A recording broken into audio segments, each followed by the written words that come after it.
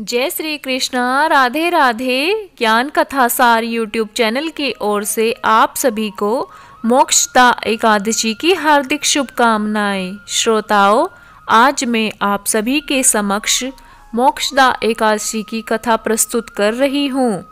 मोक्षदा एकादशी का महत्व।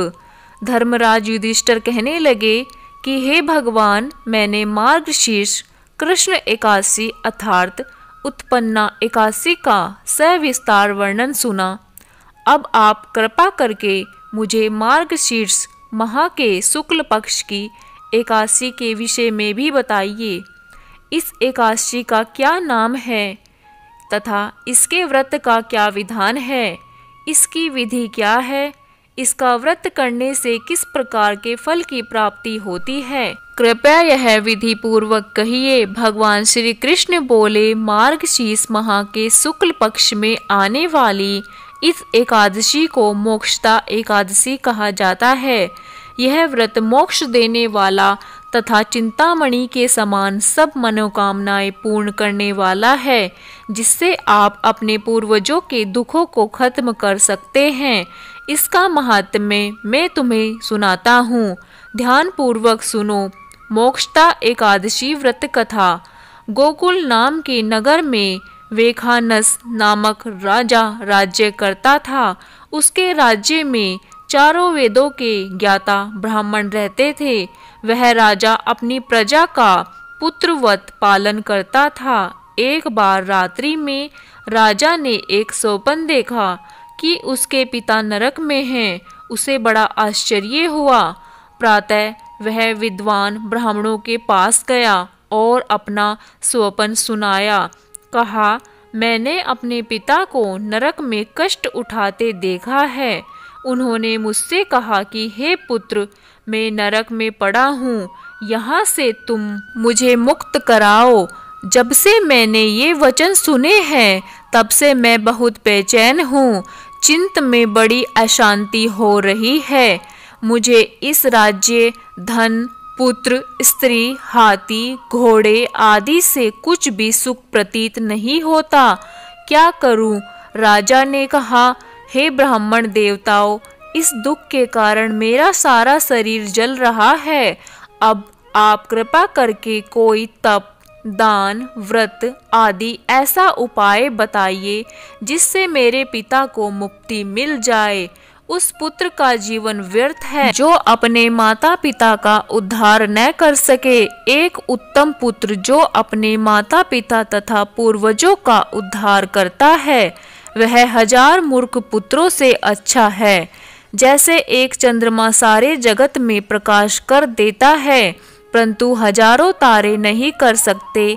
ब्राह्मणों ने कहा, हे राजन, यहाँ पास ही भूत, भविष्य, वर्तमान के ज्ञाता पर्वत ऋषि का आश्रम है। आपकी समस्या का हल वे जरूर करेंगे। ऐसा सुनकर राजा मुनि के आश्रम पर गया। उस आश्रम में अनेक शांत चित्त योगी और मुनि तपस्या कर रहे थे। उसी जगह पर्वत मुनि भी बैठे थे। राजा ने मुनि को साष्टांग दंडवत किया। मुनि ने राजा से संगोपांग कुशल पूछी। राजा ने कहा कि महाराज, आपकी कृपा से मेरे राज्य में सब कुशल है, लेकिन अकस्मात मेरे चित्त में अत्यंत अशांति होने लगी है।